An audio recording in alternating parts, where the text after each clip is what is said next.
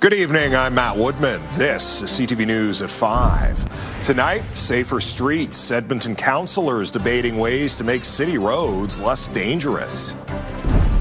Bacon and booze. The AGLC will allow bars and restaurants to serve drinks much earlier. And beached boat. The Edmonton River Queen gets stuck for a second time this season. CTV Edmonton, local breaking news with Matt Woodman. Edmonton City Council is debating new ways to make city streets safer without breaking the bank for taxpayers. Some options include roads around schools being off limits during peak times to harsher enforcement for excessive speeding. CTV's Connor Hogg is at City Hall following this debate for us today. So, Connor, what progress has been made at City Council? Matt, the Urban Planning Committee is considering two options for its safe mobility strategy. One of them keeps things as is with targeted improvements at high-risk spots. The other increases the efforts of all programs across the city, and it also increases the budget.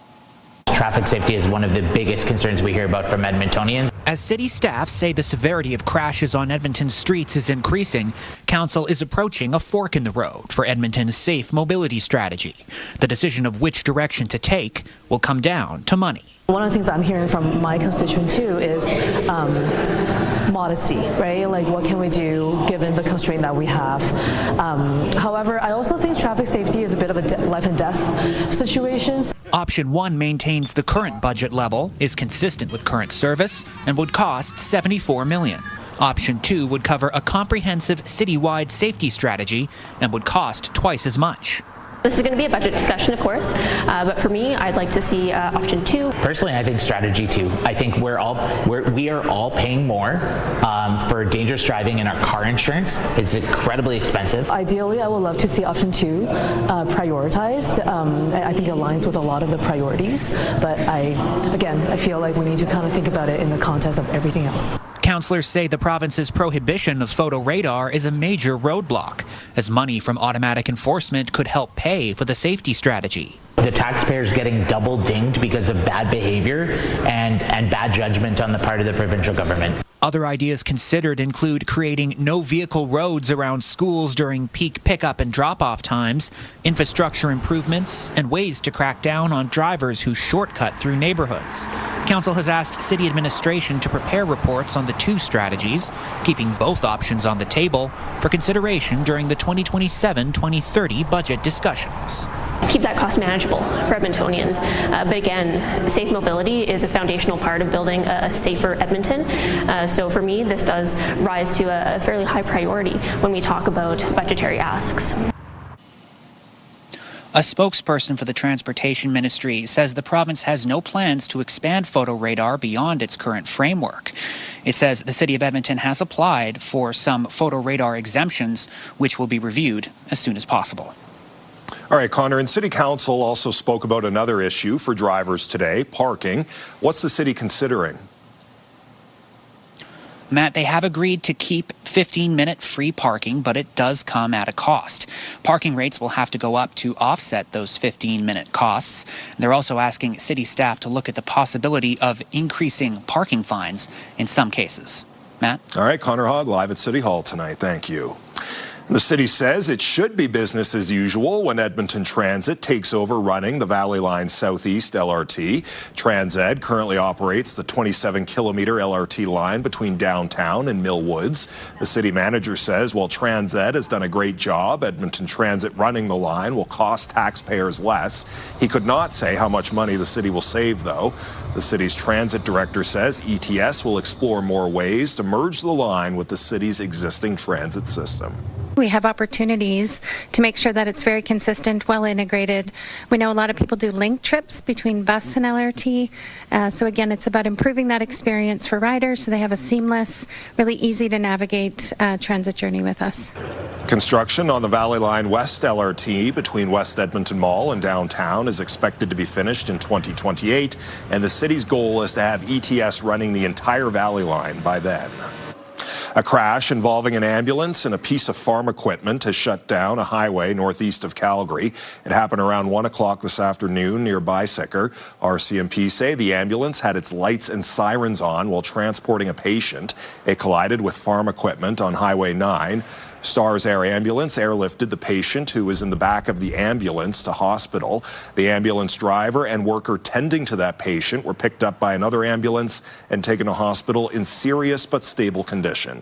Police and Occupational Health and Safety are investigating. For the second time this year, the Edmonton Queen riverboat had to be pulled off a sandbar. The boat's owner says the boat ran into a sandbar near Accidental Beach during a mechanical test. He says the riverbed was changed by high river levels, so the sandbar was unexpected. Several private service boats pulled the Edmonton Queen free. Earlier this year, a mechanical issue cut a Mother's Day cruise short. About 200 passengers on board were helped off by emergency crews. A refugee family living in Edmonton is hoping their loss can help others. Their northeast home burned down 2 years ago, leaving them without legal documents and other important items. CTV's Curtis Goodrum has more on the lessons they're now sharing. I felt I lost everything again. Naveed Hakimi is a refugee from Afghanistan. He left that country with nothing, and then his family lost everything again in a 2024 fire at their apartment complex in northeast Edmonton. 2 years later, he's using his story to help others. I've been through this experience, so I'm so ready to help others not to go through what I went through. They need to be educated about safety plans, and because I do not want them what I lost, I do not want them to lose that. He joined local landlords and firefighters for a special gathering to help educate other newcomers on fire safety and planning. Mohammed Ahmed came to Canada at the end of 2024. I was learning about tenant insurance. I didn't know about that. He says his family now understands fire procedures in Canada. This is like a reminder to me of things that I know and I don't know. So it's good to come in such events and learn. It's just kind of reinforcing things that they may already know. But I think just as any Edmontonian would need a reminder, hey, check your fire alarms, check your smoke alarms every year. Catholic Social Services Director Sharon Yeo says this is the third year of the seminar. They focus on something new every year. Unfortunately, there were a couple of pretty devastating fires that impacted a large number of our newcomers.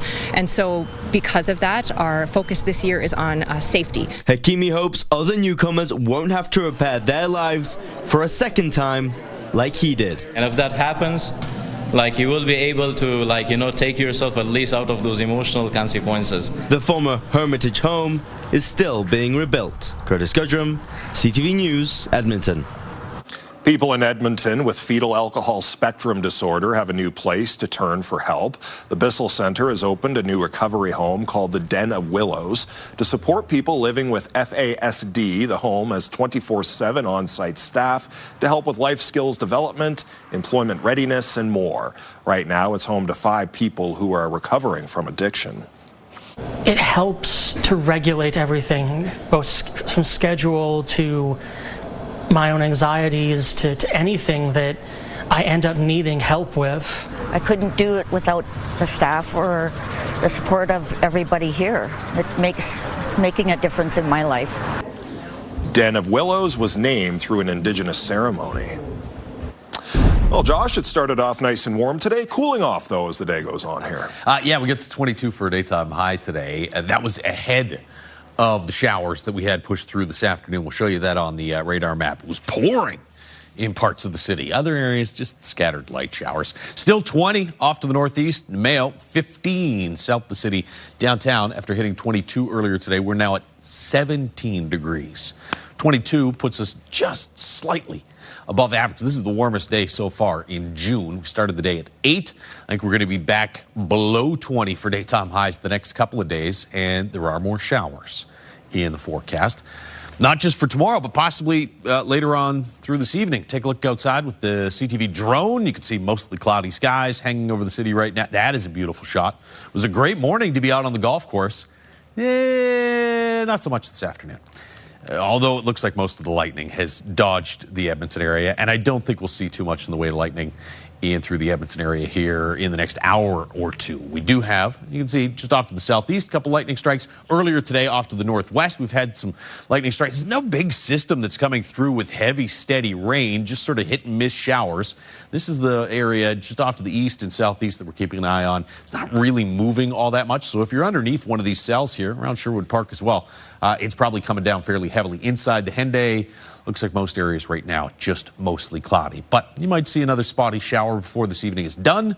Otherwise, off and on showers through the day tomorrow. I've got rain icons there all day. I don't think it's going to be heavy, steady rain all day. The bigger issue, the cooler temperatures, about 18 for a high, and the wind gusting to around 30 or 40 kilometers per hour. Take a look ahead to another wet day Thursday in just a few minutes. All right, Josh, thank you. Coming up next on CTV News, how the province feels about the federal government potentially banning social media for kids under the age of 16. Programming brought to you by James H. Brown Injury Lawyers, the heavy hitters of injury law.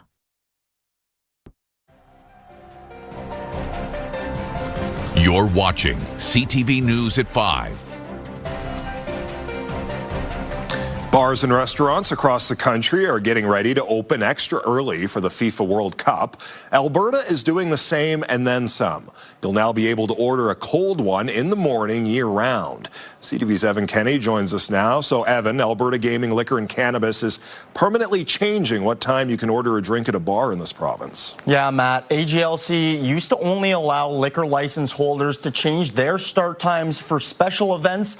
It says to make it easier on everyone, businesses can now start serving liquor at 6 a.m. any day of the week instead of 9 a.m. AGLC says for about 15 years, it's allowed bars and restaurants to apply for a special event license. Those were mainly for things like the Olympics or FIFA World Cup. It also included licensing for festivals or golf tournaments. The Alberta Hospitality Association says allowing for an early start without having to go through an application process makes sense. Licensees have proved that they can be responsible and serve alcohol. So this just takes away some of the red tape from the previous application processes. And then these businesses can focus on making a great experience for their guests, which is what they really want to be doing. Both the Hospitality Association and the AGLC believe most places will only start serving liquor early for those special events. Liquor service must still end by 3 a.m. with last call stopping 1 hour before close. Matt? All right, Evan Kenny live in studio tonight. Thank you. The UCP government says there are better ways to protect kids from online harms than banning social media. The federal government is expected to introduce legislation this week that would prevent kids under the age of 16 from accessing certain online platforms. A source says the legislation will also create new rules for tech companies to reduce the risks of social media. Alberta's technology minister says the province will review the legislation. Nate Glubish says there should be more of a focus on empowering parents to protect their kids. One advocate says with 1 in 4 kids being bullied online, new rules are needed. This legislation sends a very strong signal that this time of impunity for tech companies is over, that we will not allow this to happen. You know, I refuse to live in a country where every day our children are getting sick, injured, and dying because of social media and other digital harms. Those days are over, and this is time for real change for our children. The federal Conservatives say they support protecting kids, but they want to see the legislation before taking a firm position on it. A former federal Conservative cabinet minister and a lobbyist will help redraw electoral ridings in Alberta. The UCP picked Monty Solberg and Darwin Durney to help redo the work of a previous electoral boundaries commission. Durney has shown previous support for mixing urban and rural ridings. The 2 NDP-appointed members are a U of A law professor and a former Okotoks councillor. The panel will create more ridings than the previous commission. The NDP has called it an attempt to gerrymander. A pro-separation billboard in the town of Taber has been ordered to be removed. The electronic sign has a display saying, quote, "Send a message to Ottawa, choose Alberta." The billboard is privately owned and operated on town land. The person behind it says the town told him there have been complaints. The town says the sign is privately owned and operated on leased town property. Canadian leaders are promoting the country as a stable supplier of energy in a volatile world during day one of the Global Energy Show in Calgary. The federal natural resources minister and Alberta's Premier Danielle Smith headlined the conference's opening day. They reiterated Canada wants to be an energy superpower and is open for business. Across town, BC's energy minister sent a different message. His province's government says it hasn't been privy to discussions about a new pipeline that would run to the West Coast. I hear people asking me questions about this all the time, but to suggest that 3 weeks before you're going to unveil your project, you have 5 different routes you're considering, that's interesting to me, but it's hardly something for me to comment on. Address some of these questions, then we can respond to it. 30,000 people are expected to attend the 3-day conference and trade show in Calgary. Still to come tonight on CTV News, Permanent Pantry, a local group that makes school lunches, finally settles into its new home. Programming brought to you by James H. Brown Injury Lawyers, the heavy hitters of injury law. The community of Cochran, west of Calgary, is seeing a tourism boom. The local tourism association says there's been a 20% increase in Canadian overnight visitors since 2023. It also says international visitors have increased by more than 40% during that time. Some people discover Cochran because of either the room rates or the room availability, but once they get here, they realize they found a hidden gem and a really great base where they can see different parts of Alberta, including the Canadian Rockies. To compare, on Expedia, the cheapest hotel in Banff for the August 14th weekend is more than $1,200 for 2 nights. That same weekend at the Super 8 in Cochran is $638. Really thought it would be a lot less than $638, Josh, to stay at the Super 8. Yeah, I mean, that's a popular weekend in Cochran. How is the weather looking August 14th weekend? Probably a bit later, too soon for that, but Probably warmer in Cochran than here, if I'm being honest. Take a look outside right now. Cloudy skies. We do have some scattered showers in parts of the Edmonton area. We're at 17 degrees after hitting 22 earlier in the day today. River Valley Skycams brought to you by Action Furnace. Fixed rider, it's free. 19 in Red Deer. You got 15 in Jasper, 20 in Fort McMurray and Calgary, and probably Cochran as well. There is some shower activity as well in through that area off to the south. Looks like the thunderstorms are all on the BC side of things. A couple of scattered thunderstorms earlier in the day. Looks like we've lost in the last hour or so most of that lightning. Starting to see a few new strikes pop up there just off to the west-northwest of Slave Lake. There's some slightly heavier rain coming down in the orange and yellow spots just off to the east and southeast of Edmonton. You notice it's kind of trying to inch into the city. Really not moving all that much. Neither are these ones off to the north, so they're just going to kind of hover in place. And so you, depending on where you are around the Edmonton region, may be pouring on you right now, and that'll be the case for the next hour or two. Or you're seeing nothing but cloudy skies, and that'll probably be the case for the next hour or two. I don't think most of those cells are going to move all that much until they kind of fizzle out here later on tonight.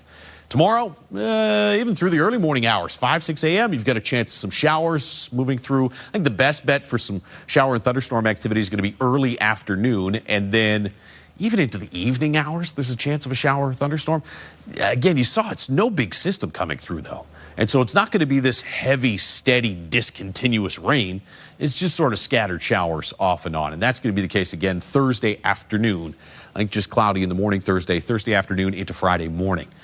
Chance of some showers and thunderstorms. 10 in Fort McMurray tomorrow morning, 9 or 10 for Grand Prairie, Jasper, Red Deer. We'll get down to about 12 here in the city. You're only at 13 for a high in Fort McMurray tomorrow. Mid to high teens across most of the rest of the north. 16 in Red Deer and about 16 as well for Jasper. 18 into the Lloydminster area. So for the most part, mostly cloudy skies mid to late this evening.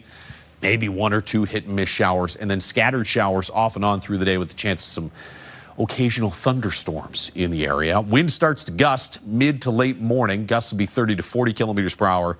We'll start the day at about 12 degrees and get to around 18 or 19 for daytime highs tomorrow and again Thursday. Best chance Thursday is going to be in the afternoon and evening hours and possibly into early Friday as well. I think by Friday afternoon we start to see some sunny breaks, but look at your Friday temperatures. Mid-teens for a daytime high. We're back into the 20s though for the weekend. Drier, warmer, and a bit sunnier. And then mid-20s Monday, Tuesday of the next week. All right, Josh, thank you. After moving 4 times over the past 6 years, the Spruce Grove Community Pantry has found a permanent home. The Community Pantry opened its new kitchen in Stony Plain this morning. The kitchen is used to make school lunches for local kids. Organizers say they expect to increase production from 900 to 5,000 weekly school lunches. A great opportunity for every child to reach their educational potential, increase their health because of the nutritional food that they'll be receiving, and just make our community a caring place. Like, the one thing is when we started caring, we didn't know that we would need over 100 different people to come involved, but they've come, and it's with joy and with generosity of spirit. Along with community support, the new pantry is being supported by a grant from the federal government. When we return, the Alberta legislature celebrating a Muslim holiday 2 weeks later. They're still kind of fresh in everybody's memory, so we're happy to share. CTV News at 5 continues.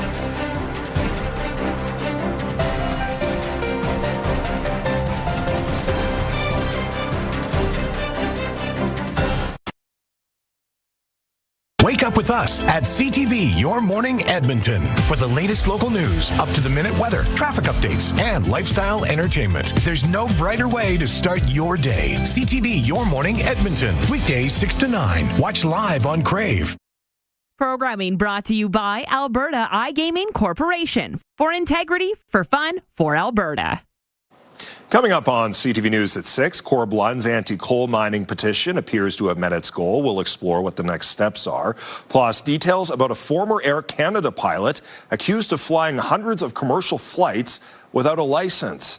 And why Ontario Premier Doug Ford is promoting an idea called Fortress North America ahead of trade talks with the United States. Those stories and more on CTV News at 6 with Jeff Hastings. Members of Edmonton's Muslim community celebrated Eid al-Adha at the Alberta legislature today. Often called the Festival of Sacrifice, Eid al-Adha marks the end of Hajj, the pilgrimage of millions of Muslims to Mecca. Celebrations often include prayer, family gatherings, and acts of charity. Leaders from several local Muslim organizations came together in prayer to celebrate. The holiday actually falls on May 27th, but organizers say it's never too late to celebrate. So the idea basically is to share the joy of that actual celebration that took place about a week or 10 days ago, but it's still kind of fresh in everybody's memory. So we're happy to share that event with others. More than 200,000 Muslims call Alberta home. And that's our show. Thanks for watching. I'm Matt Woodman. CTV News continues right now.